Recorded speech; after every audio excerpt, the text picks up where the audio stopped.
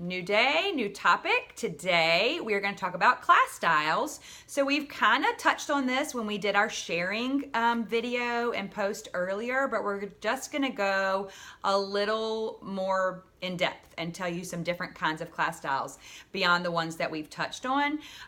The main thing that you need to remember when you're teaching, sharing, doing any of this is to keep it simple. Keep it simple. If you're someone that is completely fascinated by the ins and outs and all the scientific data when it comes to essential oils, that's great because we need you. And people, there are certain people that really want to know all that, but it's not the majority of the people. So we don't want to overwhelm people when we are introducing them to life-changing products, because when people are overwhelmed, they shut down and they cannot hear you after that.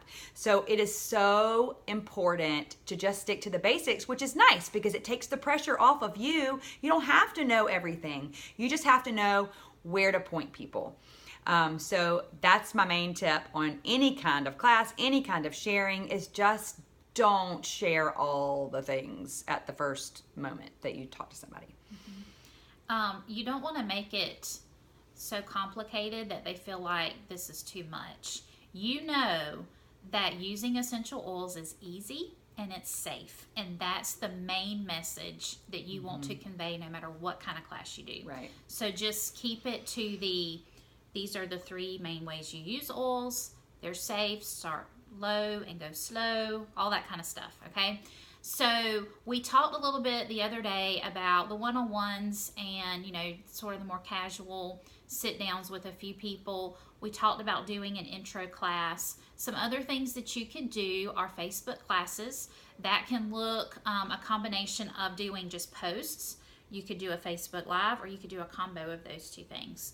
I would play around with all of it and just see where you feel like you, again, are the most comfortable. It's all about finding your strength and running with it. And we have those resources. Like if you say, Krista, Leslie, I want to do a Facebook class, we can say, here's a script, here's some posts, here's one I did, go copy it. Like, don't recreate the wheel.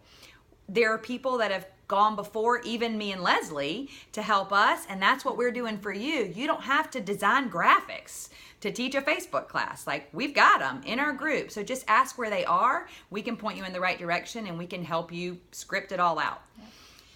There's also, some people really love make and take classes. Those can be fun if that's your thing.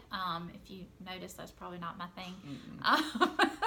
But they are fun. It's fun to have little things, even if you don't want to do the whole make and take at the class that you've already made up, like the Thieves Cleaner or hand soap or something like that, and you could just do a short demonstration of how you made it. If you don't want to have everybody have to make everything. You want to keep the classes short. I mean, like, an hour to 2 hours is plenty of time, but if you end up spending a lot of that time doing a make and take, or if you do most of the teaching in that time, then you don't have enough time to do the other part of it. So just always kind of keep in mind how to make things short, because time is precious, and a lot of times people don't have time to come to a class. So if you end up going way over, it's really long, then you're probably not going to have those people recommending to come to another one or coming back themselves.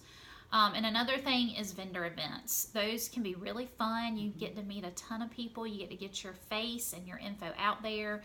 Even just talking to the other vendors is usually the biggest, what you bring back, because you do, spend several hours with these people and you talk about what they've got and they look at what you've got. And so a lot of times, you're just making contacts through that as well. And here's the coolest thing about Young Living.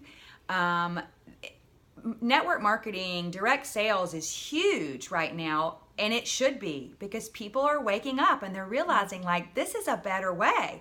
I can, do my own thing on my own terms and put as much or as little into it as I can in that season of my life. So a lot of people are getting this, and it's not just us, right?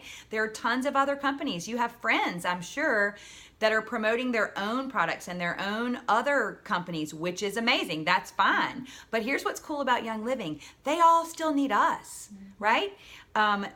We have everything. We are a lifestyle company. So if they've got healthy beauty products, they don't have the best essential oils in the world, and we do. So remember that, like, be bold in saying, you know, although I might not need your stuff, you still need mine. Because that's, I mean, you just be honest. Like, if they have, and I have, until Young Living had stuff, I've used other companies' natural products that went along with who I am and what my wellness goals are. And so support other people and their businesses too, unless it's something that you can provide them with, right? Unless it's a Young Living product. But I've always thought, like, the way Young Living is designed, it can complement any other, you know, direct sales business or any other product line that somebody else has, because we have everything, and that is something to be proud of and something to make sure people know. So no matter how you share, no matter what your class style is, just find one. Just find one and go with it and try it. And if it doesn't work, try something else, right? Don't keep doing the same thing over and over if it's not working. And don't quit. And ask if you need help. All right, that's it. Have a good day.